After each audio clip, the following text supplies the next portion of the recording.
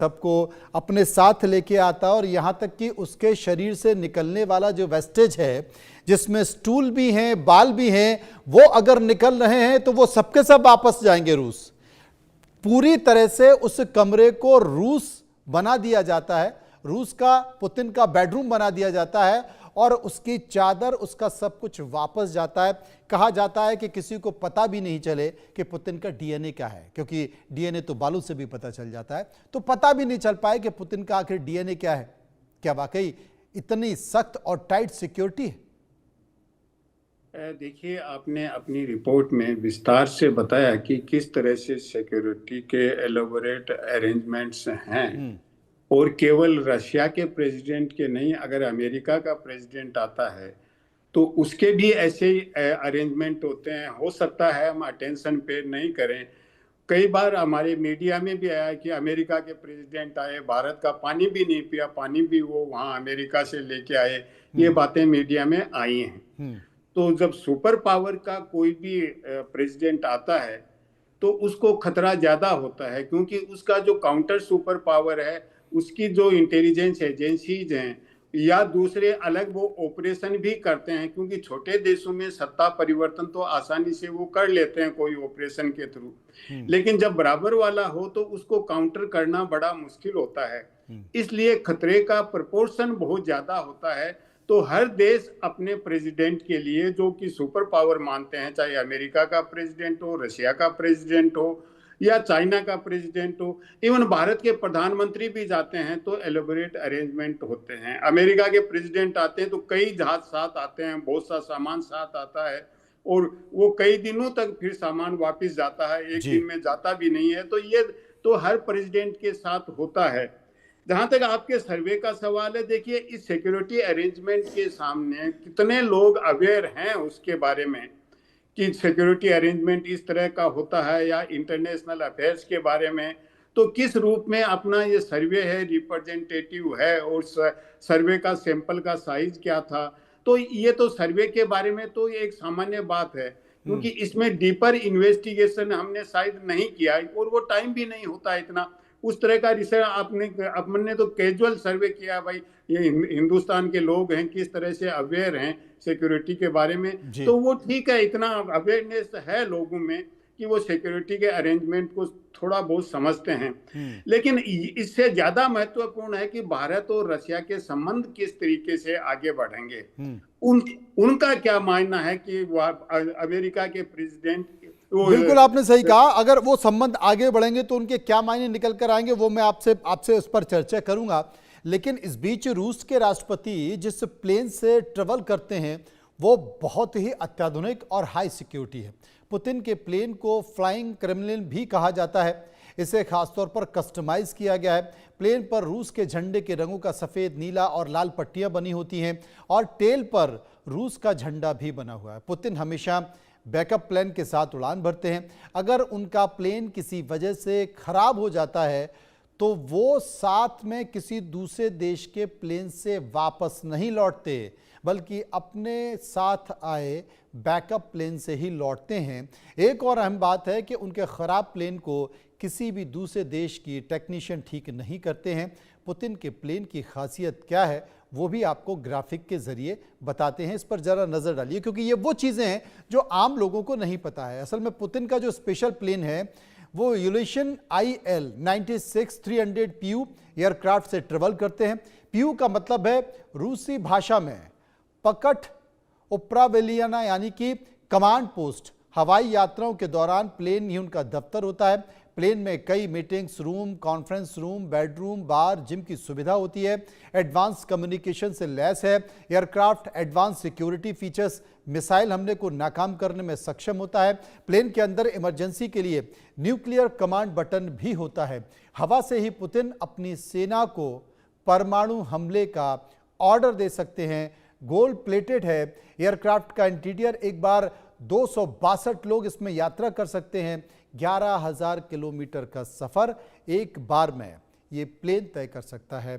43,000 feet की ऊंचाई तक उड़ान भर सकता है और हवा में ही ये इसकी रीफ्यूलिंग की सुविधा भी होती है कि अगर आपको और ज़्यादा समय तक हवा में रहना है तो प्लेन का फ्यूल हवा में ही भरा जा सकता है।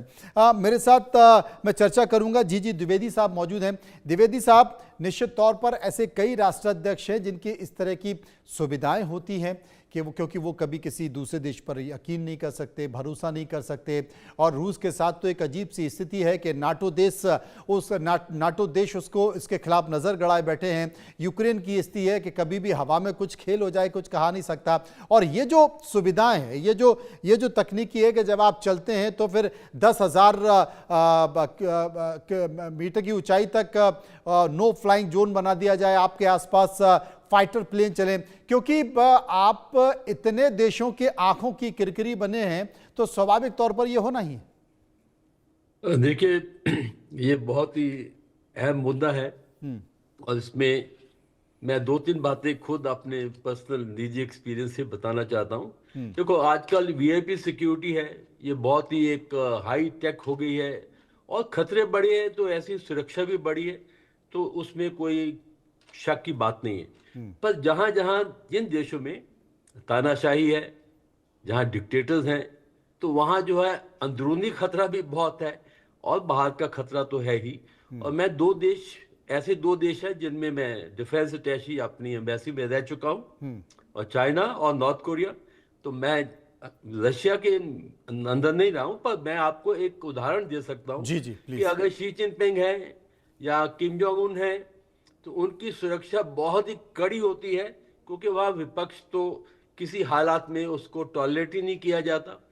और ये लंबे समय से हुकूमत में रहते हैं, यानी कि पॉलिटिकल हेड है। जैसे आपने बताया कि प्रेसिडेंट पुतिन 25 साल से हैं और शी जिनपिंग साहब वो लाइफ लॉन्ग प्रेसिडेंट हैं।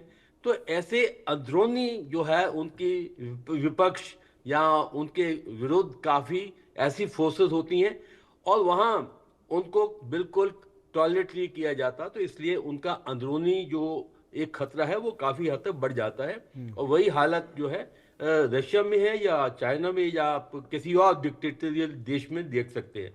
दूसरी है बात का खतरा, ठीक बात है, क्योंकि जो जिस हालत में इस टाइम रशिया है, क्योंकि यूक्रेन का युद्ध है, तो उनको डायरेक्ट उस पर खतरा है। और वहाँ पे उनका जो अंतर्राष्ट्रीय मंच पर भी काफ़ी विपक्ष है, चाहे वो नेटो देश है या दूसरे भी देश हैं। और आप ये भी देखिए कि एक समय में जब सोवियत यूनियन था, जब सोवियत यूनियन टूटा तो 14 देश बने, तो उनके अंदर भी काफ़ी हद तक एक खतरे का माहौल बन सकता है। तो मैं इतना ही कहूँगा कि जो प्रेसिडेंट पुतिन है उनकी सुरक्षा बहुत कड़ी है, कुछ जैसे मैंने बताया कि खतरा जैसे है वैसी ही सुरक्षा होती है।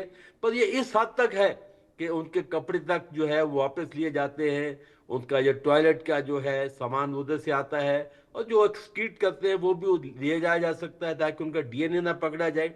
ये तो बहुत ही एक एक्सट्रीम हालात में होते हैं। और साथ ही साथ हवा से आजकल बहुत खतरा है, क्योंकि ड्रोन वॉरफेयर, एरियल वॉरफेयर चल रहा है।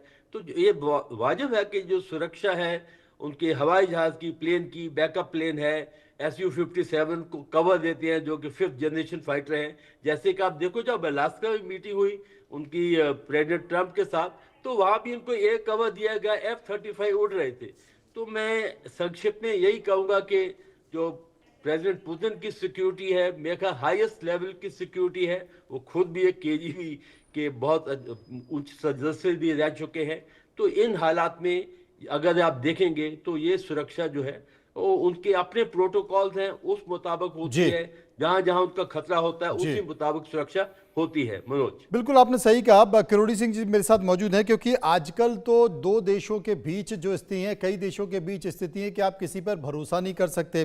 जहां तक सवाल न्यूक्लियर का है, तो हाल ही में रूस ने कुछ ऐसे इनोवेशन किए न्यूक्लियर को लेकर कि वो अब प्लेन या ड्रोन या जेट या फाइटर प्लेन न्यूक्लियर से चलेंगे। आप सोचिए कि कितना, और शायद इसलिए यही कारण है कि डिफेंस सेक्टर में रूस ने बड़ी उपलब्धि की। और भारत की जो ये डील है, अभी जो मुलाकात होने वाली है देश के प्रधानमंत्री नरेंद्र मोदी से, किरोड़ी सिंह जी का भी इशारा उसी ओर है कि दोनों देशों के बीच जो समझौते होने हैं, जो कोलैबोरेशन होने हैं, उसमें डिफेंस एक बड़ा सेक्टर है। किरोड़ी जी देखिए मनोज जी, मुझे लगता है कि पुतिन के यहाँ आने से पहले दोनों ही देशों में के अधिकारियों ने बहुत अच्छी तरह होमवर्क किया है और होमवर्क करके वो आगे बढ़ना चाहते हैं।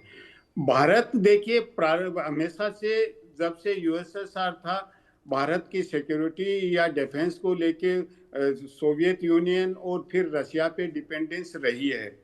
बीच में हमने शायद ये प्रयास किया, हमारी पॉलिसी शिफ्ट करने की कोशिश की, किसी एक देश पे डिपेंड होना ठीक नहीं है, तो हमने डाइवर्ट करने की कोशिश की। अमेरिका के साथ भी हम कुछ सीमा तक डिफेंस एग्रीमेंट करते हैं, लेकिन हमें लगा कि अमेरिका टेक्नोलॉजी ट्रांसफर नहीं करता है, अमेरिका उतना रिलायबल शायद नहीं हो सकता जितना रशिया है। हमने बीच में यूरोपियन कंट्रीज की तरफ डाइवर्ट करने की कोशिश की अपने डिफेंस और सिक्योरिटी के लिए, लेकिन अल्टीमेटली वापस हमें ऐसा लगा कि हमें रशिया पे ही डिपेंड होना चाहिए। रशिया ज्यादा डिपेंडेबल है भारत के लिए, क्योंकि जब अमेरिका ने दबाव डालना शुरू किया जिस तरीके से, और यूरोपियन देश भी थोड़े रिलक्टेंट रहने लगे कि टेक्नोलॉजी ट्रांसफर में उतने आगे नहीं आए, जबकि रशिया भारत का जो मेक इन इंडिया का प्रोजेक्ट है वो भी फुलफिल होता है जब जॉइंट वेंचर यहाँ होता है भारत में। ऑलरेडी देखिए AK-203 और ब्रह्मोस मिसाइल उनके साथ हो रही हैं, और फिर रशिया जॉइंट वेंचर के रूप में इंडिया में मैन्युफैक्चर करने को लिए तैयार है। तो भारत का जो मिशन है, भारत का उद्देश्य है, वो भी फुलफिल हो रहा है और भारत की सुरक्षा रिक्वायरमेंट भी पूरी हो सकती है। लेकिन केवल ऐसा नहीं है कि डिफेंस को लेके ही बातचीत होगी, मुझे लगता है बहुत से इश्यूज पे बात होगी। द्विपक्षीय में देखिए भारत और रशिया के बीच में ये 23वीं द्विपक्षीय शिखर बैठक है, तो लंबे समय से बातचीत होती रही है, तो इसमें व्यापार को कैसे बढ़ाया जाए। और भारत का आजकल जिस तरह का फोकस है, द्विपक्षीय फ्री ट्रेड की तरफ भारत का काफी फोकस है अलग अलग देशों से, तो भारत शायद ये प्रयास करेगा कि रशिया के साथ क्या फ्री ट्रेड हो सकता है और वो फ्री ट्रेड किस रूप में हो सकता है। दूसरा यह है कि भारत और रशिया और चीन का एक ट्राइलेटरल मैकेनिज्म है। रशिया बार बार ये कह चुका है कि जो रिग का मैकेनिज्म है रशिया, इंडिया, चाइना, उसको रिवाइव किया जाए, लेकिन भारत ने अभी बहुत ज्यादा पॉजिटिव एटीट्यूड नहीं अपनाया है। वो शायद चाइना को लेके, चाइना अभी हमारे लिए उतना विश्वसनीय नहीं है, और अगर रिग मैकेनिज्म होता है तो रशिया चाइना हो सकता है एक तरफ जाएं। तो ऐसी स्थिति में मुझे लगता है कि रशिया के प्रेसिडेंट ये प्रयास करेंगे कि रिग की मैकेनिज्म को फिर से रिवाइव किया जाए, और वो रशिया का स्ट्रेटेजिक इंटरेस्ट ये है कि वो वेस्टर्न कंट्रीज को, विशेष रूप से अमेरिका को, यूरोप को ये मैसेज दें कि देखिए चीन और भारत और रशिया जैसे बड़े देश हम एक साथ हैं। तो रशिया का तो स्ट्रेटेजिक इंटरेस्ट है, लेकिन भारत उसमें कितना सकारात्मक रुख अपनाएगा बिल्कुल ये कह नहीं सकते। इसके अलावा मल्टीलेटरल इश्यूज हैं, ग्लोबल सिचुएशन है, जो फ्रेगमेंटेड वर्ल्ड अभी सामने आ रहा है, उसको कैसे कंसोलिडेट किया जाए, एक पीसफुल और सस्टेनेबल दुनिया कैसे बने, उसके बारे में भी बातचीत होगी। एनवायरनमेंट को लेके भी बातचीत होगी। एक अन्य महत्वपूर्ण है कि भारत ने पिछले कुछ महीने से रशिया से तेल लेना कुछ कम किया है, इसके साथ साथ अमेरिका से गैस और तेल लेना शुरू भी किया है। तो इसको लेके दोनों देशों में किस तरह की समझ विकसित होती है, रशिया शायद ये भी देखना होगा। जो आपने जो अंतिम मुद्दा उठाया, क्योंकि ट्रम्प लगातार कह रहे थे कि साहब वो तेल लेना कम कर दिया है भारत ने और धीरे धीरे बंद कर देगा। मैं जिस बात का जिक्र कर रहा था वही हो रहा है। लेकिन आम दर्शक, ज़्यादातर लोगों को ये देखने में आता है कि पुतिन की जो सुरक्षा है वो आखिर क्या है। हमने एक और सवाल उसी सुरक्षा से जोड़कर पूछा कि अगर पुतिन का प्लेन खराब हो जाता है तो साथ लाए दूसरे प्लेन से वो आखिर क्यों लौटते हैं। 10% लोगों ने कहा दूसरे देश का प्लेन इस्तेमाल नहीं करते हैं। 12% लोगों ने कहा दूसरे देश के टेक्नीशियन से प्लेन मरम्मत नहीं कराते क्योंकि भाई खतरा हो सकता है। 62% ने कहा अपने प्लेन के अलावा किसी पर भरोसा नहीं किया जा सकता, और 16% लोग कुछ भी कहना नहीं चाहते। अब ऐसा क्यों है ये समझने वाली बात है, क्योंकि प्लेन की लैंडिंग के बाद पुतिन अपनी औरस सीनेट कार से ही एयरपोर्ट से होटल के लिए जाते हैं। 2018 से ही औरस सीनेट कार पुतिन की स्टेट कार है। इसे औरस मोटर्स ने रूस की central scientific research automobile and automatic engine institute के साथ मिलकर डिजाइन किया है। औरस सीनेट कार की खासियत क्या है, ये भी मैं आपको बता देता हूं। ये वो तमाम चीजें अपने दर्शकों को बता रहे हैं, गंभीर मुद्दों पर चर्चा करने के साथ, जो लोगों को नहीं पता है, जिससे लोगों के अंदर क्यूरोसिटी है कि भाई आखिर ये कार है तो क्यों है, जो आपके तस्वीर में पुतिन के पीछे दिखाई दे रही है। असल में पुतिन की जो एडवांस गाड़ी है, वो चारों टायर पंचर होने के बाद भी महसूस भी नहीं होता है कि गाड़ी चलने में कोई दिक्कत आ रही है, वो चलती रहती है। कार गाड़ी के अंदर फायर एक्सप्रेशन सिस्टम और इमरजेंसी एग्जिट कार में एक कमांड सिस्टम भी होता है। कमांड सिस्टम से कार में बैठे पुतिन सभी जरूरी आदेश दुनिया भर में कहीं भी दे सकते हैं। कार में 6 सेंटीमीटर मोटे कांच लगे होते हैं। गोलियों के साथ ग्रेनेड और केमिकल अटैक भी इस गाड़ी का कुछ नहीं कर सकता। गाड़ी बहुत आसानी से झेल सकती है। इसके अंदर इमरजेंसी ऑक्सीजन सप्लाई सिस्टम भी लगा होता है। 249 किलोमीटर प्रति घंटे की रफ्तार से ये कार दौड़ सकती है। गाड़ी के अंदर आराम का पूरा इंतजाम है। करीब 7 मीटर लंबी गाड़ी में रिसाइकलिंग सीट है, फोल्डेबल टेबल है, कार के अंदर एक ही मिनी फ्रिज भी है, उसकी सुविधा है, और कार के ज़्यादातर फीचर्स को गुप्त रखा गया है, वो आज तक किसी के सामने नहीं बताए गए हैं। अगस्त में चीन में हुए एससीओ समिट में पुतिन के साथ इस गाड़ी में प्रधानमंत्री मोदी बैठे थे और उस दौरान दोनों के बीच करीब 45 मिनट तक इसी गाड़ी में बातचीत हुई थी, जबकि एयरपोर्ट तक का रास्ता महज 15 मिनट का था। पुतिन ने पिछले साल ऐसी ही एक कार नॉर्थ कोरिया के तानाशाह किम जोंग को भी गिफ्ट की है। ये तमाम सारी चीज़ें, 5वां सर्वे उसका भी जिक्र कर लेते हैं। पब्लिक इवेंट में पुतिन के अपना बॉडी डबल भेजने की बातें भी अक्सर होती रहती हैं। इस पर लोगों की क्या राय है, क्योंकि इसकी चर्चा बहुत होती है। 24% लोगों ने सच कहा, 20% लोगों ने झूठ कहा, 38% लोगों ने कभी कभी कहा, और 18% लोग इस पर कुछ भी कहना नहीं चाहते। द्विवेदी साहब के पास चलता हूँ। द्विवेदी साहब, बहुत सारी इंटेलिजेंस की जानकारियाँ, चूँकि आप चाइना में भी रहे हैं और कोरिया में भी रहे हैं, तो ये जो बॉडी डबल है, क्या वाकई ऐसा कुछ होता है? ऐसा आपने सुना है? कुछ गोपनीय सूचनाओं में प्राप्त हुआ है?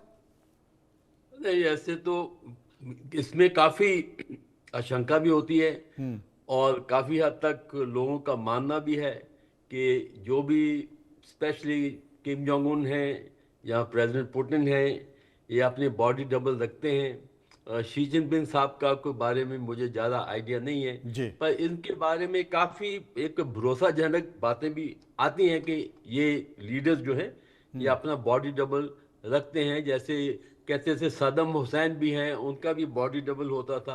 तो ये बॉडी डबल, मैं थोड़ा सा हट के आपको जो असली बात है जो हमारे दो देशों के बीच में, मैं 2-3 बातें आपसे रखना चाहता हूँ। देखो, पहली बात तो यह है कि भारत और रशिया के जो हमारे रिश्ते हैं बहुत ऐतिहासिक हैं, पर अभी जो विश्व क्रम है काफ़ी बदल गया है। अभी देखेंगे कि जो रशिया और चाइना के बीच में एक ऑल वेदर फ्रेंडशिप बन गई है, तो वो रशिया का रवैया वो ही नहीं है जो कि आज 4-5 साल पहले था। दूसरा, ट्रंप भी काफ़ी कोशिश कर रहे हैं कि पुतिन साहब को किसी न किसी तरीके से वो युद्ध रुकवाने में कामयाब हो जाएं, और उन्होंने काफ़ी हद तक पुतिन साहब की एक कहते हैं कि वो बहुत ही प्रो पुतिन प्रेसिडेंट रहे हैं। अभी G2 भी चल रहा है। जैसे G2 में क्या बोलते हैं कि इसमें रशिया तो नंबर 3 है, पर अमेरिका और चाइना के बीच में काफ़ी हद तक ये G2 की बातचीत अभी हुई थी पूसन में, साउथ कोरिया में जो मीटिंग हुई थी। जब भारत और आप रशिया के रिश्ते देखते हैं, देखो मैं जब तक 38 साल फौज में था तो हम तो रशिया के हथियारों से ही लड़े हैं, चाहे वो T-90 टैंक थे या BMP थे या वो हेलीकॉप्टर Mi-17 थे और चाहे यहाँ मिसाइल्स थी, वो सारे रशिया के थे। पर 2010 के बाद भारत ने अपना को डाइवर्सिफिकेशन किया। काफ़ी हद तक हमने रशिया से हमारा जो हथियार लेना कम हुआ। पहले 75% थे 2005-7 में, अभी 33% रह गए हैं, तो उसमें काफ़ी कमी आई है। जबकि हमने फ्रांस से काफ़ी हद तक हथियार ले रहे हैं, अमेरिका से, इजराइल से, तो ये एक डाइवर्सिफिकेशन आई है। अभी इस 2 दिन में 3 मुद्दे बहुत ही अहम हो। जी। सबसे पहले आपने एयर डिफेंस की बात करूंगा, S-400 जो कि ऑपरेशन सिंदूर में बहुत कारगर रही है, तो हम 2 और रेजिमेंट उसकी लेना चाहते हैं। और साथ ही साथ S-500 जिसका 100 किलोमीटर रेंज ज्यादा है, उसके भी ऊपर हम बिल्कुल। लेना चाहते हैं। अब जी साहब, समय का व्याप, दोनों बहुत महत्वपूर्ण विषय पर आपने S-400 की बात की और दूसरे वेपन की भी बात की।